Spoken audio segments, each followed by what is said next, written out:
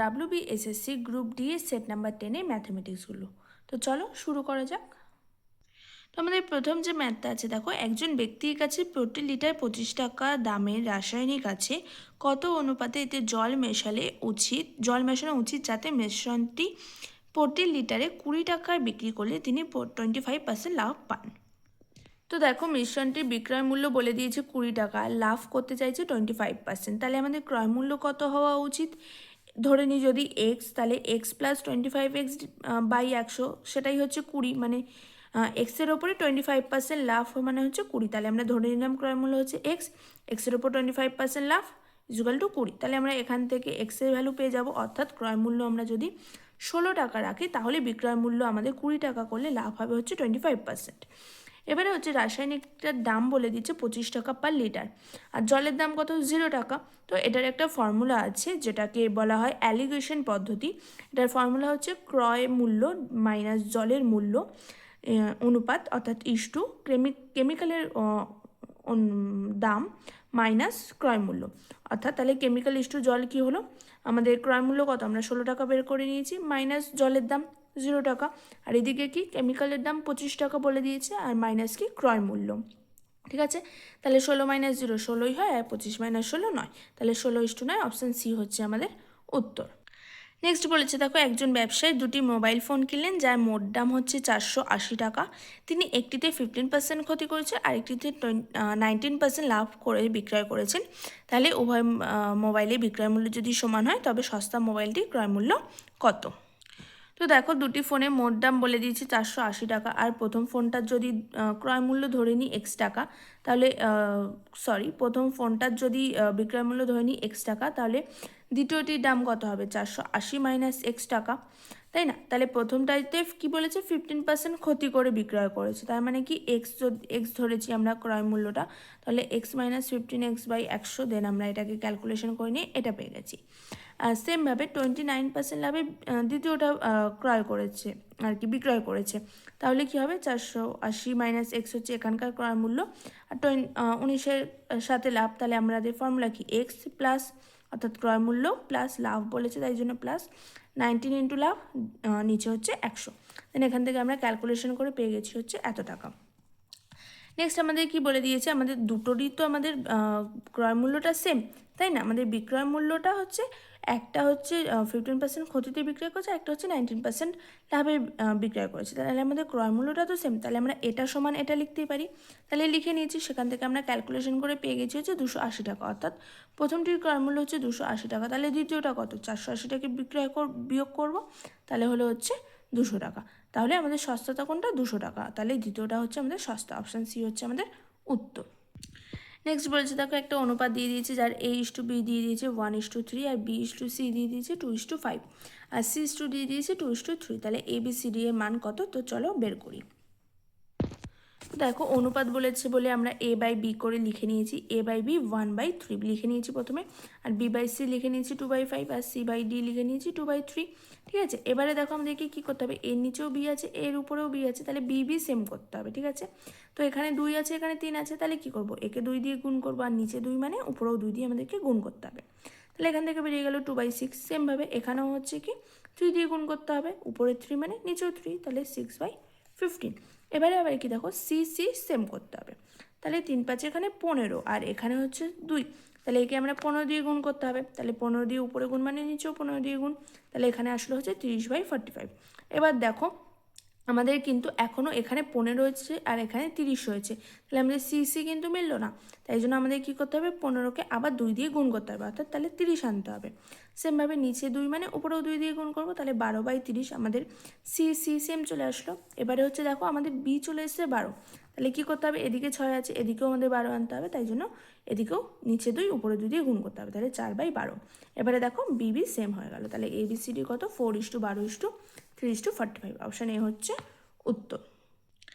Next বলেছে দেখো, 3 বছর আগে একটি শহরের জনসংখ্যা ছিল, এই সংখ্যাটা পরবর্তী 3 বছরে বৃদ্ধিটা দিয়ে দিয়েছে, প্রথম বছরে 3%, তারপরের বছরে 2.5%, তারপরের বছরে 5%, তাহলে বর্তমানে মোট জনসংখ্যা কত? তো দেখো এটা হচ্ছে চক্রবৃদ্ধি সুদের ফর্মুলা। তো চক্রবৃদ্ধি সুদের ফর্মুলায় যদি করো তাহলে প্রথম বছরটাকে বার করছি। প্রথমে দেখো প্রথম বছরে বলে দিয়েছে আমাদের প্রায় এটা 1,60,000। তো এটা আর ফর্মুলা অনুসারে 1+3/100, কারণ আর আমাদের প্রথম বছরের জন্য বলে দিয়েছে 3%, আর বছর হচ্ছে 1 বছর, তাই জন্য সময় হচ্ছে 1 বছর। তো ক্যালকুলেট করলে দেখো 1,64,800 বেরোচ্ছে। আর এটা হচ্ছে চক্রবৃদ্ধির ফর্মুলাতে করলে। আর যদি সরল সুদের ফর্মুলাতে করতে চাও তাহলে P/R/T, তাহলে P এটা, আর T হচ্ছে 1, আর নিচে হচ্ছে 100। দিন আমরা কাটাকুটি করে পেলাম হচ্ছে 4,800। তাহলে 4,800 কিন্তু আগের যে সংখ্যাটা ছিল সেটার সাথে যোগ করব, কারণ মানে বৃদ্ধি পেয়েছে টোটাল 4,800। তাহলে এখন জনসংখ্যা কত, আগেরটা প্লাস এখনেরটা, তাহলে হচ্ছে 1,64,800। তাহলে দেখো দুটো আমাদের সেম হচ্ছে, তাই এটাতে করো বা এটাতে করো একই। এটাতে করলে সরাসরি ফর্মুলাতে বসে অঙ্ক হয়ে যাবে, আর এটাতে করলে আমাদের একটু কাটাকুটিটা একটু সুবিধা হয় আর যোগটা করতে সুবিধা হয়, সেই জন্য তো আমি এটা দিয়েই করে দিয়েছি। তো দেখো সেকেন্ড ইয়ারে এখন আমাদের পি কত, এটা মানে আগে যেটা বেরিয়েছে সেটা তার উপরে 2.5%। তাহলে P/R/T হচ্ছে আমাদের 1 বছর, আর নিচে হচ্ছে 100 দিয়ে আমরা কাটাকুটি, তো দশমিকটা তুলে দিয়েছি বলে এখানে 10 এসছে। এখানে কাটাকুটি করে পেলাম হচ্ছে 4,120। তো এখন ছিল হচ্ছে 1,64,800, তার সাথে 4,120 আরও বেড়েছে, তাহলে এখন পি হচ্ছে আমাদের এটা। তাহলে এটা পি, এখানেও বলে দিয়েছে আর হচ্ছে 5, তাহলে P/R/T /100। এখান থেকে পেয়ে গেছি 8,446, তাহলে সেটার সাথে যোগ করলাম এখনের পি এর সাথে। তো তাহলে আমাদের এখন টোটাল জনসংখ্যা কত, 1,77,366। অপশন বি হচ্ছে আমাদের উত্তর। নেক্সট বলেছে দেখো একজন পরীক্ষার্থী 25% নম্বর পেয়েও 5 নম্বরের থেকে 30 নম্বর কম পেয়েছে, আরেক পরীক্ষার্থী 50% নম্বর পেয়ে 5 নম্বরের থেকে 20 নম্বর বেশি পেয়েছে, তাহলে পরীক্ষায় পাশ করার জন্য কত শতাংশ নম্বরের প্রয়োজন আছে। তো দেখো ধরে নিয়েছি যে মোট নম্বরটা টি আর 5 নম্বরটা হচ্ছে পি। প্রথম জনের ক্ষেত্রে মোট নম্বরের 25% হচ্ছে 5 নম্বরের 30 কম, সে যেটা পেয়েছে। তাহলে মোট নম্বর মানে হচ্ছে টি এর 25% পেয়েছে, আর 5 নম্বরের থেকে সেটা 30 কম। তাহলে এখান থেকে আমরা পি এর ভ্যালু বার করে নিয়েছি, অর্থাৎ 5 নাম্বারটা বার করে নিয়েছি। সেমভাবে দ্বিতীয় ছাত্রের ক্ষেত্রে মোট নম্বরে 15% পেয়েছে সে, অর্থাৎ টি এর 50/100, সেটা আবার কি 5 নম্বরের থেকে 20 বেশি, মানে P+20। তাহলে এখান থেকেও আমরা পি ক্যালকুলেট করে পেয়ে গেছি। এবার দেখো 5 নম্বর তো একটা পরীক্ষায় আলাদা কখনোই হতে পারে না, তাই না? তাই প্রথম ছাত্রী দ্বিতীয় ছাত্রী দুজনের ক্ষেত্রেই 5 নাম্বারটা সেম, তাই এটা ইজুয়াল টু আমরা এটা লিখতেই পারি, লিখে দিয়েছি। সেখান থেকে আমরা ক্যালকুলেশন করে টি বার করেছি, টি হচ্ছে আমাদের 200, অর্থাৎ তাহলে আমাদের টোটাল নাম্বার কত 200। তাহলে সেখান থেকে আমরা পি বার করতে পারি, এখানে বসাও এখানে বসাও, যে কোনো একটাতে বসিয়ে নাও। আমি সেকেন্ডেরটাতে বসিয়ে নিয়েছি, করে পেয়ে গেছি 5 নাম্বার হচ্ছে 80। তাহলে শতকরাতে কত, শতকরাতে তাহলে 80 টোটাল নাম্বার ইন্টু 100, দেন কাটাকুটি করে 40%, অর্থাৎ উত্তর হচ্ছে অপশান এ। নেক্সট 6 রয়েছে দেখো একটি নির্দিষ্ট অঙ্ক সাধারণ সুদে 15 বছরে 8 গুণ কত হয়, সুদের হার কত হবে। তো দেখো 8 গুণ বলেছে মানে সুদ বলে দিয়েছে 8 গুণ, অর্থাৎ তুমি ধরো ব্যাংকে গিয়ে 5 টাকা রেখেছো, তার 8 গুণ তুমি চাইছো, অর্থাৎ 40 টাকা চাইছো। তো ব্যাংক তোমাকে কত গুণ দিচ্ছে, অর্থাৎ কত টাকা দিচ্ছে, ব্যাংক তোমাকে তাহলে দিচ্ছে 35 টাকা। 35 মানে কি তোমাকে 7 গুণ দিচ্ছে, অর্থাৎ কি 8 গুণের থেকে তোমাকে পি যেটা সেটাকে বাদ দিয়ে দিতে হবে, সেটা হচ্ছে তোমার সুদ। তাহলে 8p, অর্থাৎ মূলধন যদি ধরি পি, তাহলে 8p - p মানে হচ্ছে টোটাল হচ্ছে সুদ হলো 7p, মানে ব্যাংক তোমাকে দিচ্ছে 7p। আর ফর্মুলাতে বসিয়ে নিই, তো চলো দেখা যাক।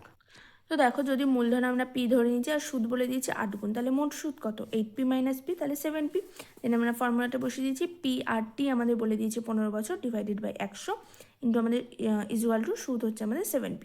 দেন পি কেটে গেল, এখান থেকে আমরা ক্যালকুলেশন করে আর এর ভ্যালু পেয়ে গেছি হলো হচ্ছে 46.2/3%, তাহলে অপশন বি হচ্ছে আমাদের উত্তর। নেক্সট বলেছে দেখো একটি ট্রেন একই দিকে 2 কিলোমিটার পার ঘন্টা আর 4 কিলোমিটার পার ঘন্টা বেগে হাঁটা দুটো ব্যক্তিকে, অর্থাৎ 2 কিলোমিটার বেগে যে ব্যক্তি হাঁটছে তাকে 9 সেকেন্ডে, আর 4 কিলোমিটার বেগে যে ব্যক্তি হাঁটছে তাকে 10 সেকেন্ডে অতিক্রম করেছে, তাহলে ট্রেনটির দৈর্ঘ্য কত।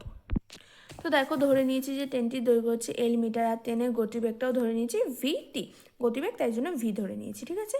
তাহলে প্রথম ব্যক্তির গতিবেগ কত 2 কিলোমিটার পার আওয়ার, তাহলে সময় লেগেছে কত তাকে ক্রস করতে 9 সেকেন্ড। তাহলে আমাদের দূরত্ব কত, দূরত্ব মানেই হচ্ছে আমাদের গতিবেগ ইন্টু হচ্ছে সময়, তাহলে গতিবেগ ইন্টু সময়, গতিবেগ কত ট্রেনের গতিবেগ মাইনাস ব্যক্তির গতিবেগ, তাই না।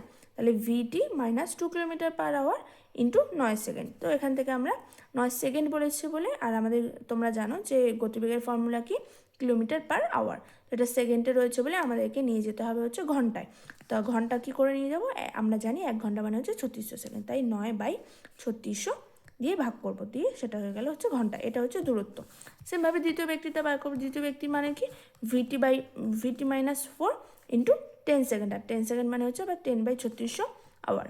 এবার দেখো ট্রেনের যে আমাদের দূরত্ব লেন্থ সেটা তো আমাদের সেম, তাই না? তাই জন্য আমরা এটা ইকুয়াল টু এটা করে দিতেই পারি। দেন আমরা সেটাকে করে দিয়েছি, 3600 কেটে গেছে, করে আমাদের এখান থেকে VT অর্থাৎ ট্রেনের গতিবেগ আমাদের বেরিয়ে গেছে হচ্ছে 22 km/h। তাহলে ট্রেনের দৈর্ঘ্য কত আমরা যে কোনো একটাতে বসিয়ে বার করে নিতে পারি। তো 22 - 2 অর্থাৎ প্রথমটাতে আমি বসিয়েছি ইন্টু 9, তো সেখান থেকে আমরা পেয়ে গেছি 20 km/h ইন্টু 9 সেকেন্ড। আর এটাকে আমাদের মিটারে অপশান আছে, ঠিক আছে? তো তাই জন্য আমাদেরকে কী করতে হবে, km/hটাকেও আমরা মিটার আর সেকেন্ডে নিয়ে যাবো, কারণ এখানে সেকেন্ড আছে তাই।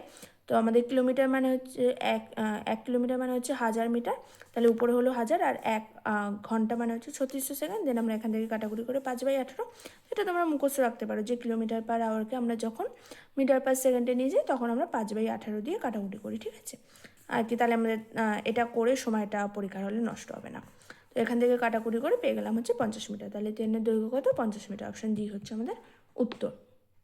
নেক্সট বলেছে দেখো, পি ও কিউ মিলে 12 দিনে একটি নালা খুঁড়তে পারে, যা পি একাই 30 দিনে খুঁড়তে পারে, তাহলে কিউ একাই কত দিনে নালাটি খুঁড়তে পারবে? তো দেখো, পি প্লাস কিউ অর্থাৎ দুজনে মিলে যদি কাজ করে তাহলে বলে দিয়েছে 12 দিনে 1 অংশ কাজ করে, তাহলে একদিনে কত করবে, 1/12 অংশ। আর পি যদি একা করে তাহলে 30 দিনে 1 অংশ কমপ্লিট করে, তাহলে একদিনে কত করবে, 1/30 অংশ। তাহলে কিউ যদি একা একদিনে কাজটি করে থাকে তাহলে কি করবে, এটা মাইনাস এটা আগে বার করে নেব। তাহলে এটা, কারণ দুজনের এটা যোগফল বলে দিয়েছে আর পি এর এটা বলে দিয়েছে, তাহলে কিউ কি, এটা মাইনাস এটা, তাই না? তো আমরা সেটা করে নিয়েছি। তাহলে কিউ একদিনে কত করে, 3/60 অংশ। এবারে কি, কিউ 3/60 অংশ কাজ করে একদিনে, তাহলে 1 অংশ কত দিনে করবে, 1/3/60। তাহলে এটা যখন আমরা গুণ চিহ্ন দিয়ে করবো তো উল্টে যাবে, তাহলে 60/3 হয়ে যাবে। আর 60/3 মানে কাটাকুটি হয়ে গেলে হচ্ছে 20, তাহলে 20 দিনে কিউ কাজটি কমপ্লিট করবে। অপশন বি হচ্ছে আমাদের উত্তর। নেক্সট বলেছে দেখো, পি এবং কিউ পাইপ যথাক্রমে, অর্থাৎ দুটি পাইপ, একটা পিটা 6 ঘন্টায় আর কিউ 9 ঘন্টায় একটি ট্যাঙ্কে ভর্তি করতে পারে। আর অর্থাৎ 3 নম্বর যে পাইপ সেটা 12 ঘন্টায় সেটাকে খালি করে দিচ্ছে, ঠিক আছে? পি আর কিউ ভর্তি করছে এবং আর হচ্ছে 12 ঘন্টায় সেটাকে খালি করে দিচ্ছে। তাহলে 3টি পাইপ যদি একসাথে খোলা থাকে তাহলে খালি ট্যাঙ্কটি পূর্ণ হতে কত সময় লাগবে? আর এই হচ্ছে সেটা অপশান। তো দেখো কি বলেছে, পি 6 ঘন্টায় আমাদের ভর্তি করে 1 অংশ, তাহলে 1 ঘন্টায় কত করবে, 1/6 অংশ। সেমভাবে কিউ 9 ঘন্টায় করে হচ্ছে 1 অংশ, তাহলে 1 ঘন্টায় কত করবে, 1/9 অংশ। আর 12 ঘন্টায় আমাদের খালি করে 1 অংশ, তাহলে 1 অংশ 1 ঘন্টায় খালি করবে কত, 1/12 অংশ। তাহলে 3টি পাইপ যদি একসাথে কাজ করে তাহলে পি আর কিউ সেটাকে ভর্তি করছে, তাহলে এই দুটোর যোগ, আর হচ্ছে সেটাকে খালি করছে তাই জন্য সেটাকে বিয়োগ। তাহলে 1/6 প্লাস 1/9 যোগ হবে এবং মাইনাস হবে হচ্ছে 1/12 দিয়ে। তো সেখান থেকে আমরা পেয়ে গেছি হচ্ছে 7/36 অংশ 1 ঘন্টায় কাজ করে। তাহলে 3টি পাইপ একত্রে 7/36 অংশ ভর্তি করে হচ্ছে 1 ঘন্টায়। তাহলে 1 অংশ যদি ভর্তি করতে হয় তাহলে কি করবে, 1/7/36, তো সেটাকে উল্টে দিলে 36/60 অর্থাৎ 5 পূর্ণ অর্থাৎ 5 ঘন্টা 14 মিনিট সামথিং। তাহলে কি আমাদের অপশান অনুসারে হচ্ছে অপশান ডি, যেটা কোনোটি নয় হচ্ছে উত্তর। নেক্সট অঙ্কটা দেখো, এম মাইনাস এন এর মান নির্ণয় করতে দিয়েছে, যদি এম ইজুয়াল টু এটা দিয়ে দিয়েছে আর এন ইজুয়াল টু এটা দিয়ে দিয়েছে, তা এম মাইনাস এন এর মান বার করতে হবে। তোমরা এই অঙ্ক আগেও করেছো কিন্তু শুধুমাত্র একটা করেছো, তো আগে আমরা এম এর মান বার করবো, দেন আমরা এন এর মান বার করবো, দেন সেটা বিয়োগ করে দেবো, ঠিক আছে?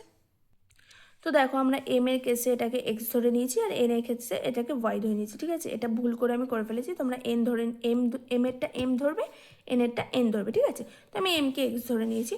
তো এক্স ধরলে কি, আমরা এখানে আগেও দেখেছো এখানে লিখতে পারি কি, এক্স ইকুয়াল টু 20 + এক্স।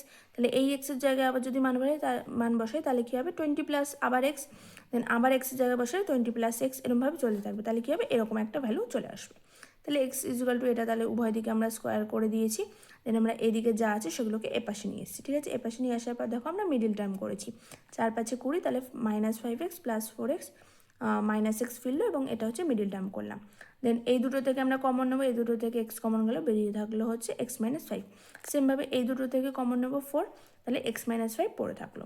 তাহলে আমাদের আবার এই দুটো টার্মের থেকে কমন নিলে কী হয়, x + 4 আর x - 5 কমন চলে গেল, ঠিক আছে? তাহলে 0, তাহলে x ইজুয়াল টু কত, -4, আর আরেকটা x এর মান কি 5। দেন আমরা কি করব, আমরা এই যে ভ্যালুটা আছে সেটার মধ্যে বসিয়ে দেখবো। তো আমরা দেখো বসিয়ে রেখেছি, এদিকে এক্স মানে কি -4 প্রথমে বসালাম, আর এদিকে কি 20 - 4, তাহলে কি হলো 20 - 4 মানে আমাদের আসে হচ্ছে 16, তাহলে কি হলো 4, তাহলে -4 আর 4 কখনোই আমাদের সেম নয়। আরেকটা ভ্যালু কি বেরিয়েছে 5, তাহলে একদিকে 5 আরেকদিকে হচ্ছে 20 + 5 মানে 25, 25-এর বর্গমূল করলে 5, তাহলে আমাদের 5 5 দুদিকে সেম আসলো, মানে আমাদের এক্সের মান বেরোলো, অর্থাৎ এম এর মান বেরোলো 5। সেমভাবে আমরা ওয়াইটাকে করে নিয়েছি, এখানে মিডিল টার্ম করে স্কোয়ার করে নিয়েছি, তো ওয়াই এর মান পেয়েছি দেখো 4 আর একটা হচ্ছে -5।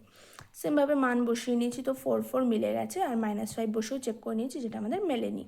তো 4 4 মিলে গেছে মানে ওয়াই এর মান হচ্ছে 4, ওয়াই অর্থাৎ n, তাহলে m - n অর্থাৎ x - y কত 5 - 4 1, অপশান সি হচ্ছে তাহলে উত্তর। তো চলো আমাদের সেট 10ও কমপ্লিট হয়ে গেল, দেখা হবে নেক্সট ভিডিওতে, বাই।